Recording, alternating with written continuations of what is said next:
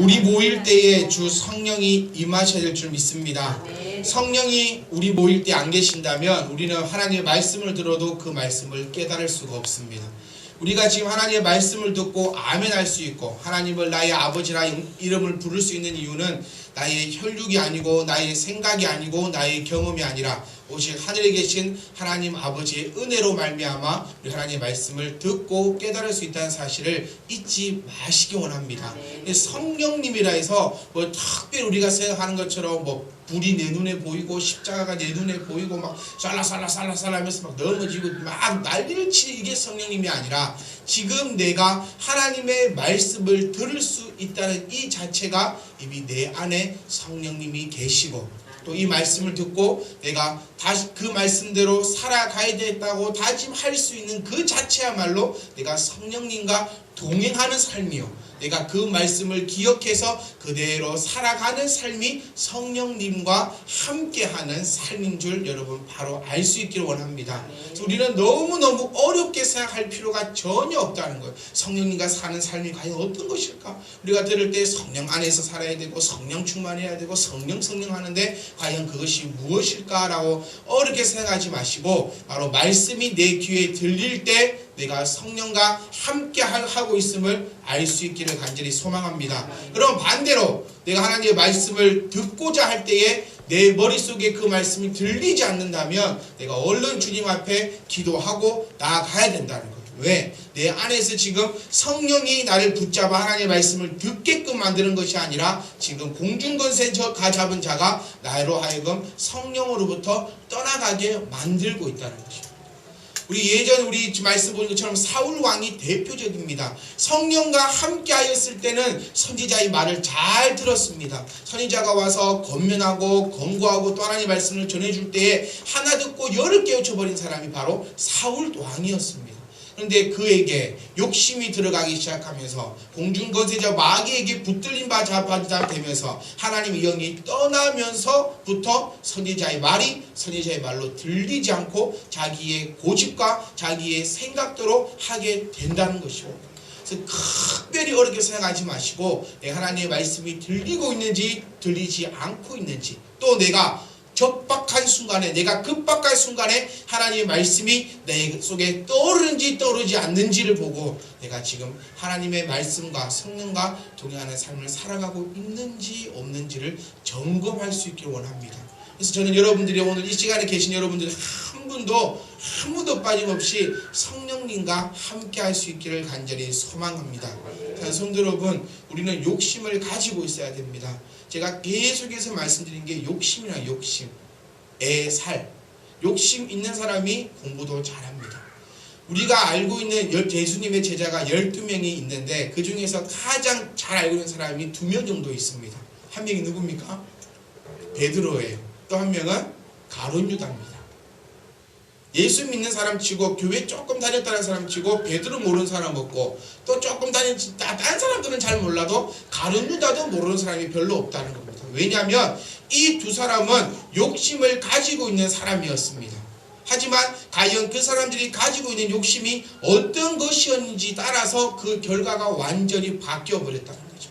베드로는 욕심이 굉장히 많은 사람이었습니다. 우리가 베드로를 얘기할 때 예수님의 수제자라고 얘기할 정도로 베드로는 욕심이 많았습니다. 성경 어디에도 베드로를 놓고 예수님의 수제자다, 첫 번째 제자라고 말하고 있는 구절은 어디에도 없지만 우리는 베드로를 예수님의 첫 번째 제자, 수제자라고 얘기하고 있다는 겁니다. 왜냐하면 베드로의 행실은 완전 욕심꾸덕이었습니다. 욕심꾸덕이. 예수님을 쫓아갈 때도 항상 먼저 쫓아갔고 질문도 제일 많았던 사람이 베드로였습니다. 그것도 제대로 된 질문도 아니고 때도 않는 질문들도 베드로는 많이 합니다. 왜? 그만큼 예수님을 향한 마음이 갈망했다는 거예요. 여러분, 질문을 많이 할 수 있기를 간절히 소망합니다. 질문 없는 신앙은 잘못된 신앙입니다. 질문 없는 신앙. 내가 100% 나는 믿으니까 질문 없네? 이 신앙이 극히 드뭅니다. 그냥 별로 그냥 물어봐서 뭐 하겠노? 이렇게 해서 질문을 안 하는 거지, 내가 성경에 통독하고 모든 것이 100% 믿어져서 질문하지 않는 경우는 없다는 것이. 그러니까 성경을 보시면서도 질문을 끊임없이 하셔야 됩니다. 그리고 말씀을 들으면서도 내가 질문이 생겨야 된다는 거예요. 베드로는 욕심을 가진 사람이었습니다. 뭐에 대한 욕심? 예수님으로부터 가장 사랑을 많이 받고 싶은 욕심. 그래서 싸움이 나잖아요. 누가 하늘나라에 가면 누가 예수님 보좌 옆에 앉습니까? 이 베드로는 제가 예수님 옆에 앉겠습니다. 다른 제자들은 다 예수님을 모른다 할지라도 저는 예수님을 끝까지 안다고 저는 큰 소리 치겠습니다 라는, 하나님을 알고 싶어하는, 예수님과 동행하고자 하는 욕심을 베드로는 가지고 있었어요. 반대로 다른 유다도 욕심이 많은 사람이었습니다. 어떤 욕심이냐면 영적인 욕심이 아니라 육적인 욕심을 많이 가지고 있는 사람이었습니다. 어떻게 하면 이 제자들을 내가 한번 다스려볼까? 그 다스려볼까 생각에 사람을 다스릴 수 있는 방법은 바로 이 돈이구나. 돈을 가져다가 제자들의 모임에서 그 돈을 관리하면서 얼마나 큰 소리 많이 쳤겠습니까? 저희가 며칠 전에 군산에 배낭여행 갔을 때도 전부 다 돈 갖고 있는 사람만 쳐다보고 있어요. 강도사님, 저희 빵 하나 더 먹으면 안 돼요? 나는 모르겠네. 언니, 다 이렇게 된다. 그럼 그 애는 지 돈도 아니면서 그 소리 빵빵 친다. 돈이 얼마나 있는가 한번 볼까? 빵 하나 먹어도 되겠구만. 가세? 그러면 또 우르르르 간다는 거예요. 뭐 필요 없어요. 돈 가진 사람이 가져가면 가는 거고, 그만하면 못 먹는 거고, 먹으세요 하면 먹는 거예요. 가룟유다도 제자들 가운데 그 재정을 관리하면서 얼마나 뻐기고 큰 소리치고 잘난 척하고 그에 대한 세상적인 대한 욕심으로 가득 차 있다 보니까 끝내는 말도 안 되는 그런 짓거리를 통하여서 자기의 목숨을 자기가 스스로 끊어버리는 그런 일이 일어나 버린다는 겁니다.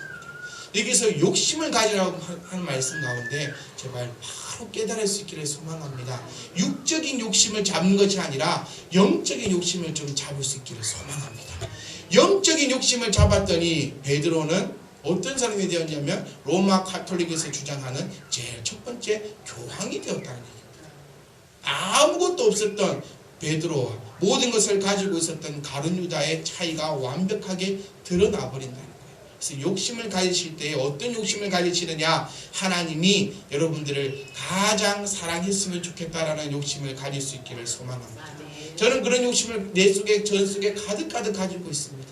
기왕 하나님 앞에 사역하는 거, 기왕 하나님의 말씀을 전하는 거, 기왕 하나님 믿는 거, 하나님으로부터 가장 네가 최다라는 소리를 듣고 싶다는 거.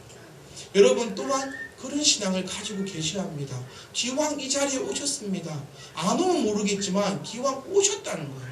그리고 왔으면 하나님으로부터 가장 이쁨 받는 최고의 성도가 될 수 있기를 간절히 소망합니다. 우리 교회 내에서뿐만 아니라 지금 이 대한민국에 얼마나 많은 사람들이 하나님의 말씀을 듣고 있겠습니까? 지금 다 설교 듣고 있는 시간이에요. 이 시간 속에서도 저와 여러분들이 하나님으로부터 가장 칭찬받는 그런 성도가 될 수 있기를 간절히 소망합니다. 출애굽기를 쭉 읽으시면서 보셨던 것은 아마 두 가지가 떠오르실 겁니다. 이끌어가는 자와 이끌림 받는 자가 나옵니다. 출애굽한 백성들의 숫자를 대략적으로 세어보면 100만 명이 넘는 숫자입니다. 100만 명이 넘는 숫자를 한다면 그냥 간단히 생각하지 마시고 광주 시민 전부가 지금 돌아다니고 있다는 거예요. 어마어마한 숫자입니다. 근데 그 중에서 분명히 어떤 그룹은 내가 왜 가는지, 내가 어딜 향해 가는지, 내가 어떤 은혜로 지금 광야에서 살아가는지를 정확하게 알고 있는 사람도 있었을 것이고, 어떤 사람은 내가 지금 왜 가는지, 내가 지금 어딜 가는지, 내가 지금 왜 어떻게 해서 가고 있는지 모르고 그냥 불만만 투덜투덜거리면서 가는 사람이 분명히 있었을 거란다. 100만 명이에요. 100만 명. 교회 내에도 마찬가지입니다. 하나님의 그 정확하신 음성을 깨닫고 교회가 원하는 바와 하나님의 그 뜻을 향해서 한 마음과 한 뜻이 돼서 걸어가는 성도가 분명히 있고, 또 어떤 성도는 뭐만 하면은 이상하고 싫고 왜 하는지 저 하는지 그런 성도도 분명히 있다는 겁니다. 저와 여러분들은 하나님을 향해서 한 걸음 한 걸음 걸어갈 수 있기를 소망합니다. 요즘에 일본에는 이것이 유명한답니다. 1인 식당, 1인 이발소, 1인 혼자 들어가서 밥 먹을 수 있는 식당이 유행한데요. 칸막이로 탁 쳐져가지고 혼자 탁 들어가서 옆 사람 얼굴도 보지 않고 혼자 이렇게 밥을 먹고 혼자 그대로 나와요. 이발소도 혼자 딱 들어가면 칸막이가 탁탁탁탁 쳐져 있어서 옆 사람과 소통하지 않는 그런 것이 유행한다고 합니다. 왜? 그렇게 혼자서 살아가는 분위기가 만들어져 가고 있기 때문에. 저는 교회를 생각하면서 성도님들 자리에도 이렇게 한 칸 한 칸씩 쳐줬으면 참 좋겠다는 생각이 들었어요. 왜? 옆에 우리 아들은 예배를 잘 드리고 있는가 안 드리고 있는가, 우리 딸은 앞에서 뭐 하고 있는지, 옆에 남편은 잘하고 있는가, 그런 거 신경 쓰지 마시고 오직 예배는 하나님과 나와의 1:1 관계라고. 하나님 말씀이 선포될 때도 그래 니 좀 잘 들으라, 오늘 니 들으라고 하는 소리네, 그게 아니라 누구 들으라고? 나 들으라고. 하나님 말씀을 들으실 때 가장 복된 설교는 뭐냐면 나 들으라고 하네 기분 팍 상하는 설교가 최고의 설교입니다. 왜? 오늘 내가 듣고 기분 나빴다는 것은 뭐가 찔렸다는 겁니다. 그러면 찔렸다 하면 나을 수 있다는 거예요. 옆에 니 들으라고 하니 잘 좀 들어봐라, 단디 들으라 이거 말고 오늘 말씀 나 들으라고 하는구나. 그 말씀으로 여러분 10년 가운데 하나님 말씀이 꼭 필 수 있기를 간절히 소망합니다. 아저씨가 되었다는 걸 언제 제가 느끼냐면요, 식당에 혼자 밥 먹으러 갈 수 있을 때, 그때 나도 이렇게 되어버렸구나 라고 생각이 들었습니다. 며칠 전에 국밥이 너무 먹고 싶어가지고 저희 교회 청년들한테 국밥 좀 먹으러 가자고, 국밥 좀 먹으러 가자고. 이것들이 요즘에 재미가 없어요. 아무도 안 갔대. 예전에는 국 얘기만 꺼내면 가자고 막 나 갑시다 이랬는데 요즘에는 국밥 좀 먹자, 내가 사줄게 이래도 아무도 안 가요. 국밥 좀 먹자, 국밥 좀 먹자, 햄버거 좀 먹자, 햄버거 좀 먹자, 안 간다는 거예요. 그래서 그 다음날 제가 혼자서 갔어요. 국밥집.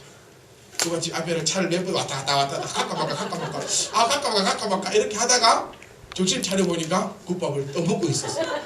그러면서 제가 느낀 것이 나도 아저씨가 다 되었구나. 근데 또 다른 생각으로 내가 그만큼 사회에 이제 성숙한 성인이 되었구나, 그렇게 생각이 들었습니다. 여러분 오늘 말씀을 들으실 때도 그런 성도의 삶으로 하나님의 말씀을 1:1로 들을 수 있기를 간절히 소망합니다. 우리가 이제 성장할 수 있기를 소망합니다. 그 말씀이 여러분들의 가운데 완전히 꽂혀질 수 있기를 간절히 소망합니다. 우리가 현재 생활을 살아갈 때에 만족하고 사는 삶은 거의 없을 겁니다. 항상 옛날이 그립다는 것, 옛날이 좋아서 그립다는 것이 아니라 내가 옛날이었으면 이렇게는 안 했을 거예요. 예배 드리기 전에 제가 다운 청년에게 물어봤어요. 네가 18살 되면 뭐 할래? 가기 싫다는 거예요. 18살. 아니 그래 가기 싫은데 만약에 돌아간다면 뭐 할래? 저는요 그러면요 18살로 돌아가는 것이 아니라 새로 태어나고 싶다. 18살 때 너무 늦을 것 같으니까 새로 태어나가지고 어릴 때부터 그때부터 공부도 잘하고 이것도 잘하고 했으면 지금 내 모습이 이렇지 않을 거예요. 그때 또 얘기했어요. 그런데 우리가 아마 40대 50대가 되고 나면 또 그 20살 때 30살 때 나는 그렇게 안 살았을 건데 라고 분명히 지금 어른들은 그렇게 생각하고 계실 거다. 그러면서 얘기했어요. 야 우리는 그때는 왜 그렇게 지금 같은 생각을 못했을까요? 그때는 아마 우리가 처리가 없어서 그랬을 거야. 근데 우리가 나중에 또 나이가 들었을 때에 지금을 생각했을 때 후회하지 않는 삶을 한번 살아보자. 신앙생활도 마찬가지입니다. 10년 전 신앙생활 할 때 우리 어떤 한 집사님께서는 20년 넘게 서리 집사를 내가 할 거라고 생각이나 했겠습니까? 처음 집사를 탁 받았을 때는 얼마나 기뻤겠습니까? 이면에서 기뻐졌죠. 처음에 집사 직분을 쫙 받았을 때. 근데 정신 안 차리시면 20년 동안 서리 집사도 할 수 있잖아요. 표본이 지금 딱 앉아있다는 건 내가 지금 서리 집사 됐으니까 2, 3년 후에는 내가 안수리 집사 될 거고 한 5년 뒤에는 내가 장로가 돼가지고 이럴 거란 마음을 가지고 분명히 있을 거예요. 우리 초등학교 들어갈 때 누가 나로 학교 1학년 때 가가지고 나는 초등학교 1학년 때부터 꼼짝이 하지 한 사람 아무도 없었어요. 안 그래 태우나? 저 1학년 들어갔을 때는 내가 공부 열심히 해야지. 2학년 때 3학년 때 잘 안되네. 4학년 어렵네 덕자. 이렇게 대해서 문제지 처음에 마음은 전부 다 쫙 가지고 있었다. 그 마음을 그대로 가지시고 후회하지 않는 오늘의 예배가 될 수 있기를 간절히 소망합니다. 소망합니다. 오늘 하루밖에 없습니다. 오늘 후회하지 않는 여러분의 예배가 될 수 있기를 간절히 소망합니다. 오늘은 마지막입니다. 이제 성령의 열매 9가지 다 외우셨으라 저는 의심치 않습니다. 9가지의 열매. 990까지도 아니고 우리 주님은 우리를 너무 잘 아세요. 990까지도 적을 수 있는데 하나님은 다 9가지만 간추려서 딱 적어놨는데 그 안에 990까지 넘는 하나님의 교훈이 담겨 있다는 겁니다. 이 9가지도 나는 못 외우겠다 하면 큰일 납니다. 9가지 하나님의 말씀 가운데 오늘은 마지막 무엇입니까? 무엇입니까? 자비입니다. 자비. 사람들은 얘기합니다. 불교는 자비의 종교다. 아니요. 틀린 얘기입니다. 자비는 아무나 할 수 있는 것이 자비가 아닙니다. 자비라는 것을 우리가 쉽게 생각해 보면 용서할 수 없는 것을 용서하는 것을 자비라고 합니다. 용서는 누구만 할 수 있냐면 죄 없은 사람만 용서할 수 있는 것이 바로 자비라는 것입니다. 그래서 영적인 의미로 자비한 모든 것의 첫 번째는 우리 주 예수 그리스도밖에 없음을 여러분 기억할 수 있기를 간절히 소망합니다. 이 세상에 단 한 분 예수 그리스도만이 자신의 죄 때문에 죽음을 맞이하신 분이 아니라 모든 사람은 자신의 죄 때문에 자기 스스로 죽을 수밖에 없었던 사람이라는 것을 꼭 기억할 수 있기를 간절히 소망합니다. 오늘 우리는 자비에 대해서 짧은 시간이지만 하나님께서 여러분들에게 말씀 주실 때에 저와 여러분들은 9가지 열매를 주렁주렁 맺는 하나님의 아름다운 나무가 될 수 있기를 간절히 소망합니다. 저는 하나님의 말씀을 보면서 너무너무 가장 기분 좋고 가장 은혜 받는 게 뭐냐면 너에게 나에게 일방적으로 하라고 하지 않으시기 때문에 하나님의 은혜가 충만하다는 것입니다. 무슨 얘기냐면 자비도 아니 성경의 9가지 열매를 우리가 곰곰이 한번 살펴보면 예수님께서 우리에게 해주지 않으신 것이 하나도 없다는 사실입니다. 예수님께서는 우리를 어떻게 하셨습니까? 예수님께서는 우리에게 사랑을 주셨습니다. 예수님은 우리에게 희락을 주셨습니다. 예수님은 우리에게 화평을 주셨습니다. 예수님은 우리를 향해서 오래 참으십니다. 예수님은 여호와는 우리를 향해서 자비를 하십니다. 그리고 여호와는 예수님은 우리를 향해서 양선하십니다. 그리고 예수님은 우리에게 충성을 보여주신다는 겁니다. 예수님이 하나님을 향해서 그 충성을 보여주셨다는 겁니다. 예수님이 우리를 하여금 온유하십니다. 예수님은 우리를 하여금 절제함을 먼저 손수 보여주고 계시다는 겁니다. 예수님께서 왜 인간의 모습으로 이 땅에 오셨습니까? 우리에게 보여주시기 위해서 오신 것을 여러분 바로 알 수 있기를 소망합니다. 그래서 이 하나님은 우리에게 가장 아름다운 방법으로 우리의 하나님 말씀으로 교육시키고 있다는 겁니다. 뭘로? 직접 보여주심을 통하여서. 오늘 우리 읽었던 본문 말씀을 한번 보십시오. 오늘 읽었던 본문 말씀을 보시면 하나님 여호와는 자비하시다는 겁니다. 하나님께서 자비하지 않으셨다면 저와 여러분들은 이 자리에 지금 앉아 있을 수가 없는 것입니다. 하나님은 자비하십니다. 하나님은 자비하십니다. 하나님은 자비하시기 때문에 나를 멸하지 아니하실 것입니다. 하나님은 자비하시기 때문에 우리 조상들에게 맹세하시고 우리 조상들에게 약속하신 모든 바를 우리에게 이루어 주실 것을 믿으시기 원합니다. 왜냐? 여호와는 자비하시기 때문입니다. 또한 여호와는 우리에게 말씀하십니다. 내가 자비하니 너희도 자비로운 자가 되어라고 말씀하고 계십니다. 또 여호와는 말씀하십니다. 네가 자비함을 받고 싶으면 너도 자비하라는 겁니다. 우리 용서받기 좋아합니다. 하지만 용서하기 싫어한다는 거예요. 우리 복음서에도 나오지 않습니까? 큰 돈을 빚졌던 그 사람은 자기의 모든 빚을 탕감받았음에도 불구하고 한 데나리온 빚진 그 사람을 고소해버리는 그 모습이 어쩌면 우리의 모습이라는 거예요. 내가 하면 로맨스고 남이 하면 불륜이 되어버리는 이런 세상의 삶을 저와 여러분들은 이겨나갈 수 있기를 간절히 소망합니다. 완전하신 자비를 보이신 우리 예수님을 저와 여러분들은 따라갈 수 있기를 간절히 소망합니다. 우리는 예수님의 제자라 우리 스스로가 얘기하고 다닙니다. 우리 스스로를 하나님을 나의 아버지라고 스스로 이야기하고 다닙니다. 하나님의 자녀라면 여호와를 닮아갈 수 있기를 간절히 소망합니다. 간절히 소망합니다. 우리 얼마 전에 카카오 스토리에 사진이 한 장 올라왔습니다. 석집사 2세. 그걸 안 적어놔도 그냥 누구 2세인지는 단번에 알아볼 수 있다는 거예요. 왜? 그냥 똑같아요. 눈부터 시작해서 코부터 시작해서 입부터 시작해서. 그래도 서로 뭐 애 좀 울면은 막 2달 만이 4달 만이 애 좀 똑똑하면 날 닮았다 해서 막 난리를 치고 있는 모습이 바로 우리의 모습인데, 하나님의 아들 자녀라면 그 모습 그대로 닮아가고 있으셔야 될 줄 믿습니다. 예수님은 십자가에 매달리셨습니다. 왜? 아무 이유 없어요. 죄가 있으신 분도 아니고 십자가에 달릴 만한 일이 하신 것도 아닌데 하나님의 말씀에 순종함을 통하여서 예수님은 십자가에 달리셨습니다. 그리고 많은 사람들에게 조롱을 받으셨습니다. 그러면서도 우리 주님은 그들을 향해서 저주 한번 퍼붓지 아니하신 분이 바로 주님이십니다. 그 주님께서 우리에게 말씀하셨습니다. 자비해라. 내가 자비한 것처럼 너희도 자비해라. 그래야 너희도 자비함을 받고 나의 아들이라 일컬음을 받을 수 있을 것이다. 제가 예수님이었으면 저는 생각 많이 해봤습니다. 제가 예수님이었으면 십자가의 못을 다 뽑아버리고 내 들어와서 장풍을 다 쏘아버렸을 것 같아요.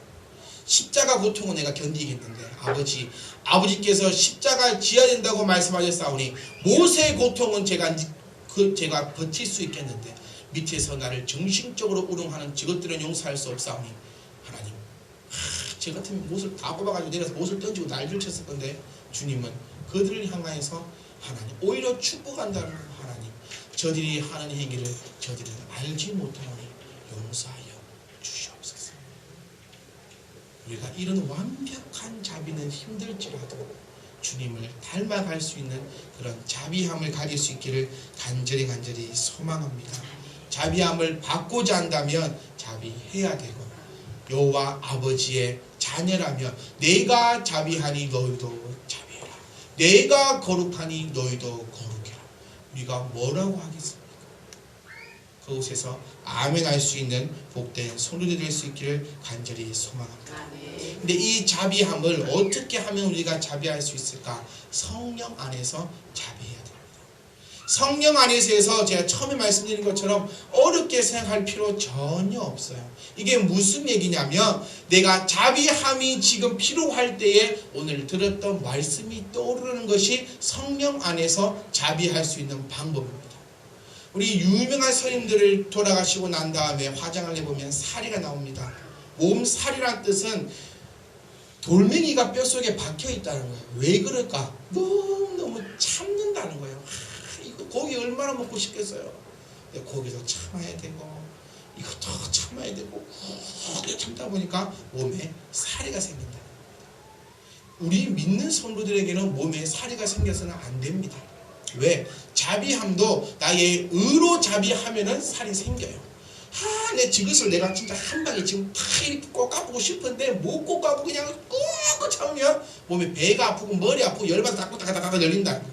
우리 어머니는 자주 쓰시는 표현, 머리 따끔이 따닥따닥 열린다는 게 내 분을 지금 못 참아가지고 가다가다가 넘어가겠는데 이거는 분을 포출을 못하니까 머리가 따닥따닥 열리는 건데, 내가 이 자비하심을 생각할 때 주님이 나를 이렇게까지 자비하심으로 붙들려 주셨는데 내가 누구에게 자비를 못 보내겠는가라는 그 말씀을 붙잡고 자비하실 때에 내 몸에 사리가 생기지 않는다는 겁니다. 어떤 분이 담배를 피셨어요. 그래서 그분이 담배를 금연하기 위해서 금연을 했는데 몸이 아파요. 그래서 병원에 갔더니 의사 하는 말이 그냥 담배 피십시오.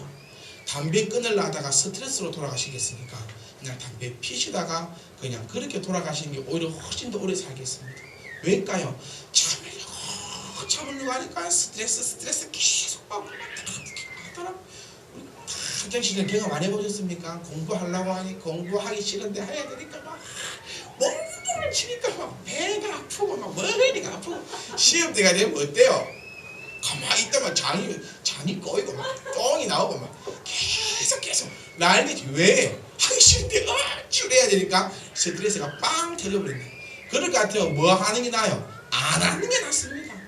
그런데 우리는 성령 안에서 자비하게 될 때는 우리는 절대로 어렵지 않다는 점을 기억할 수 있기를 소망합니다. 로마서 8장 26절 말씀을 보시면 성령도 우리의 연약함을 도우신다는 겁니다. 우리는 마땅히 기도할 바를 알지 못하나 오직 성령이 말할 수 없는 탄식으로 우리를 위하여 친히 간구하시느니라.